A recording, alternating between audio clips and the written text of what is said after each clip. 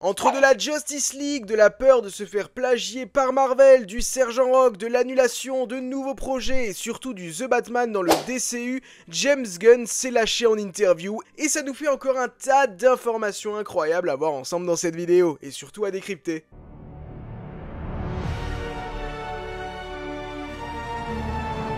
Salut les DCivores, j'espère que vous allez tous très bien. Aujourd'hui, nouveau décryptage DC Comics, puisque James Gunn a refait une interview dans Entertainment Weekly et nous apporte de nouvelles informations sur des choses plutôt intéressantes, vous allez voir. Avant que la vidéo commence, vous connaissez la chanson. Si vous n'êtes pas encore abonné à cette chaîne et que vous êtes des fans de DC, clairement je vous recommande de vous abonner. Il y a régulièrement, très régulièrement, des vidéos DC Comics, donc si vous voulez suivre tout ça, n'hésitez pas à nous rejoindre. Vous pouvez également laisser un pouce et activer la cloche. Et dites-moi dans les commentaires, je veux vraiment votre avis. Êtes-vous hypé ou non par le film Sergent Rock dans le DCU? Soyez honnête, hein, soyez honnête. En effet, James Gunn a clarifié la situation concernant le film Sergent Rock de Luca Guadagnino. Faisons un petit bond dans le passé et rappelons que le personnage de Sergent Rock a été introduit pour la première fois dans la série d'animation Creature Commandos, ce petit amuse-bouche du DCU, un épisode centré sur l'un des membres de l'équipe, G.I. Robot, qui a été créé afin d'aider la Easy Company, ce groupe dirigé par le Sergent Rock. Et depuis, un film a été annoncé, il devrait même mettre en vedette Colin Farrell, mais il y a eu des rumeurs récemment qui disaient justement que le film était annulé. Après, d'autres rumeurs ont dit non mais c'est juste une question qu'ils peuvent pas tourner à cause de la météo, je sais pas quoi, cet été c'est compliqué. Ah, James Gunn a clarifié la situation et vous allez voir que finalement, tout le monde n'a pas toujours raison. Et je vais vous donner mon avis sur ce que je pense vraiment qu'il se cache derrière cette idée. On continue d'avancer, ça continue d'avancer, mais pour l'instant ce n'est pas exactement là où je le souhaite créativement, donc il faut que ça change un petit peu. Voilà. Déjà, on peut clairement voir quelque chose d'intéressant. Toutes ces excuses de ouais, créneau, planning, etc. Non, c'est pas ça. C'est juste en toute honnêteté, et c'était passé justement dans un article également, Sergent Rock n'est pas une priorité. Sans déconner, Sergent Rock n'est pas une priorité. Il y a plein d'autres films qui doivent arriver avant un film Sergent Rock. Donc il n'y a rien qui dit que ce film verra vraiment le jour. Peut-être que ça arrivera, mais si ça arrive, c'est pas avant un moment. Et en toute honnêteté, j'aimerais beaucoup que ce film Sergent Rock se transforme en un film Justice Society World War 2 où Sergent Rock pourrait avoir un rôle dedans. Il a également parlé d'une vieille rumeur. Il a déclaré que Guillermo del Toro ne lui a jamais parlé d'un projet Justice League Dark. J'adore Guillermo et on a un cinéma ensemble, mais il ne m'en a jamais parlé.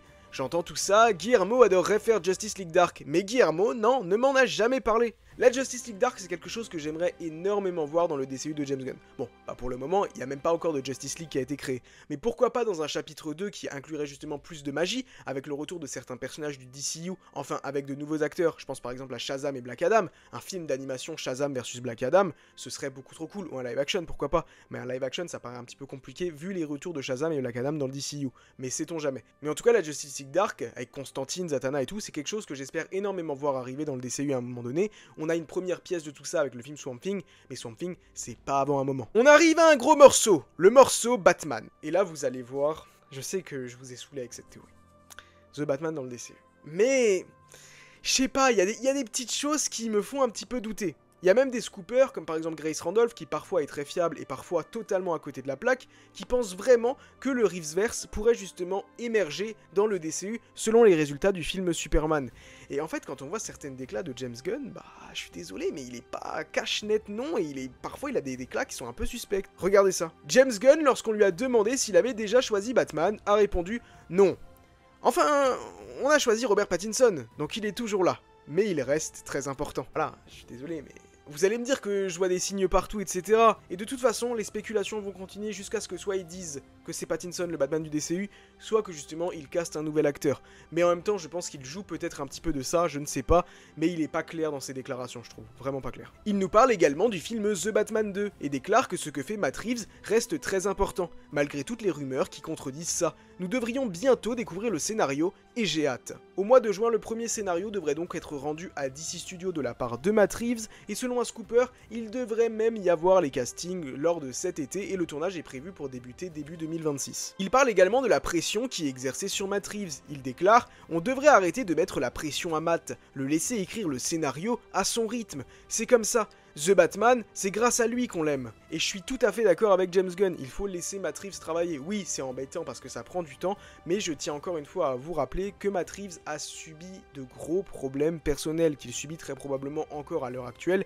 qui expliquent le retard. En parallèle, ces dernières années, il y a également eu la grève des scénaristes, qui a mis un gros coup de retard, un gros coup de frein, et également tout ce changement du côté de DC, parce qu'on le rappelle, The Batman c'est sorti avant le DCU, donc voilà. Il y a pas mal de choses qui peuvent expliquer, mais ça arrive, ça arrive, ça arrive. Il est également revenu sur le label Elseworld et a déclaré qu'un acteur de cinéma très célèbre est venu le voir et lui a suggéré de faire un film Elseworld. Il lui a répondu que si le scénario est un chef-d'œuvre, ils le feront. Ils travaillent encore dessus, ils essayent encore de le réaliser, alors ils verront bien. Ici, il y a grande chance quand même que ce soit Keanu Reeves justement qui veut faire absolument son film Constantine 2 que personne ne veut, et je pense que ce film ne verra jamais le jour. Soyons honnêtes, un film Constantine 2, plus de 20 ans après la sortie du premier film Constantine, mais qu'est-ce qu'on s'en fout complètement. Ramenez-moi un vrai Constantine dans le DCU. À la limite, si vous me dites que Keanu Reeves est casté pour jouer Constantine dans le DCU, à la limite, si vraiment il change complètement, qu'il devient vraiment accurate, etc., je vous dirais, allez, pourquoi pas, ça peut le faire. C'est un gros et un très bon acteur, donc je vous dirais pourquoi pas. Mais sans connexion avec le premier film Constantine, on s'en fout complètement. Mais honnêtement, une suite directe à ce film-là, on s'en fout et c'est un flop assuré au box-office.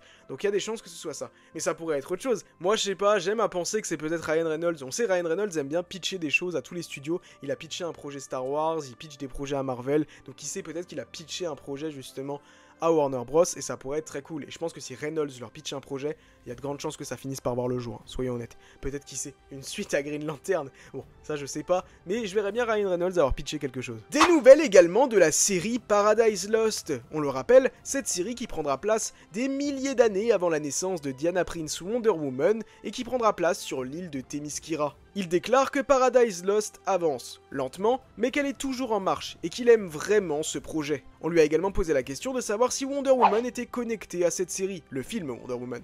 Il déclare, eh bien, oui et non, Wonder Woman est un projet à part, on travaille sur Wonder Woman, c'est un tout autre projet. Wonder Woman est en cours d'écriture, ils sont liés, elle vient de Themyscira, donc en quelque sorte un petit peu forcément. Si vous voulez, moi je verrais bien un truc honnêtement où je pense que Wonder Woman apparaîtra possiblement dans le premier épisode, fera des petits caméos comme ça dans la série, en mode elle est dans notre temporalité actuelle et raconte l'histoire, ou se remémore l'histoire qui est arrivée à Themyscira, l'histoire de Themyscira dans le passé, et je pense que ça permettrait du coup d'inclure Wonder Woman et de possiblement faire venir des gens sur la plateforme, mais en racontant une histoire qui peut se suivre uniquement dans les séries. On serait vraiment du coup sur la structure idéale des séries, à savoir que on peut les regarder, c'est du bonus, etc. Et on peut même avoir des caméos de personnages très importants dedans, mais qui sont pas forcément développés, qui continuent à être développés dans leur film, mais qui font des apparitions surprises et qui nous récompensent. Au départ, je pensais vraiment que Paradise Lost sortira avant Wonder Woman, mais je ne pense pas que c'est encore le cas parce que ça avance visiblement plus lentement. Donc je pense qu'on aura d'abord ce film Wonder Woman et ensuite Paradise Lost. Ce serait un peu plus cohérent du coup dans cette dynamique-là. De petites informations également sur le film centré sur Clayface, Gueule d'Argile, où il déclare que Mike Flanagan est un ami de longue date et qu'il lui a écrit à propos de ce projet Clayface.